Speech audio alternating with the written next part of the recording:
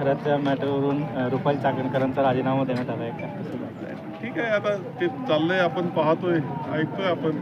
कारण जे धर्माचा वापर किती चुकीच्या पद्धतीने कधी कधी होत असतो हे पाहण्यास आपल्याला मिळतं आहे.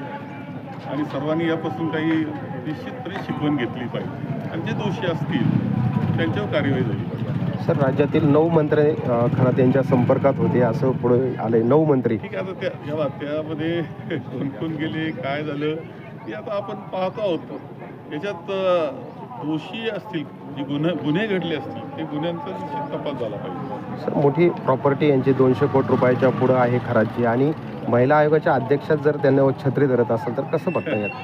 काही गोष्टी अत्यंत दुर्दैवाच्या आहेत, ही वस्तुस्थिती आहे. सगळ्या गोष्टी समोर येत आहेत. आता शेवट पाहायचं, जे दोषी असतील, ज्यांच्या हातून गुन्हे घडले असतील त्यांना शिक्षा ही झालीच पाहिजे. सर, वडगावच्या मॅटरमध्ये अजूनही आरोपी अटक झालेला नाही. म्हणजे खूप काळजीच्या गोष्टी काही होत आहेत संपूर्ण तालुक्यामध्ये. ही दुसरी तिसरी घटना आहे. हे जर पाहिलं मुलींच्या बाबतीत तिसरी घटना ही घडलेली आहे. दुर्दैव यातले जे गुन्हेगार आहेत ते कोण आहेत असं पाहिलं तर जे अत्यंत वाळू मुरुम याच्यामध्ये जे माफिया तयार होत आहेत, आता सैराट माफिया तयार होत आहेत, यांच्या हातून हे गुन्हे घडत आहेत. त्यांच्यावर लक्ष केंद्रित करणं आवश्यक आहे, कारण अनावश्यक पैसा त्यांच्या हातात येतो आहे. हे अत्यंत मद्यपी होत आहेत किंवा व्यसनाच्या अधीन जात आहेत, आणि त्याच्या माध्यमातून तालुक्यामध्ये असं हे गोंधळाचं वातावरण निर्माण झालेलं आहे. तर वडगावच्या घटनेला 48 तास पूर्ण होत नाही, तोच संगमनेर शहरात पण एका 8 वर्षीय बालिकेवरती तिसरी घटना, मी आत्ताच म्हटलो की ही तिसरी घटना आहे. याच्या मागचे गुन्हेगारांचा शोध घेतला तर अंमली पदार्थ आहेत, हे निराळे आता वाळू आणि याच्या मुरमाचे माफिया तयार होत आहेत. हे सगळं वाढलेलं आहे आणि त्याचा परिणाम तालुक्यामध्ये आता दिसतो आहे. यांना आळा घालणं, गुन्हेगारांना आळा घालणं ही शासनाची जबाबदारी आहे आणि त्याला कुणी पाठिंबा देऊ नये असं मला वाटतं.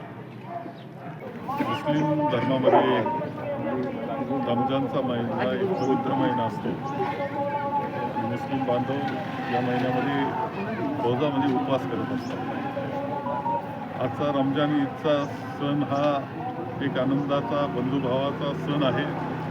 संपूर्ण जगामध्ये मुस्लिम बांधव हा सण साजरा करत असताना सर्व समाजसुद्धा, सर्व धर्मीयसुद्धा त्यामध्ये सहभागी होत असतात आणि त्यातच खऱ्या अर्थानं बंधुत्वाचा संदेश आहे. एकमेकाला प्रेमानं भेटणं, एकमेकाला शुभेच्छा देणं, सदिच्छा व्यक्त करणं, यात एक आनंद आहे, मानव धर्म आहे.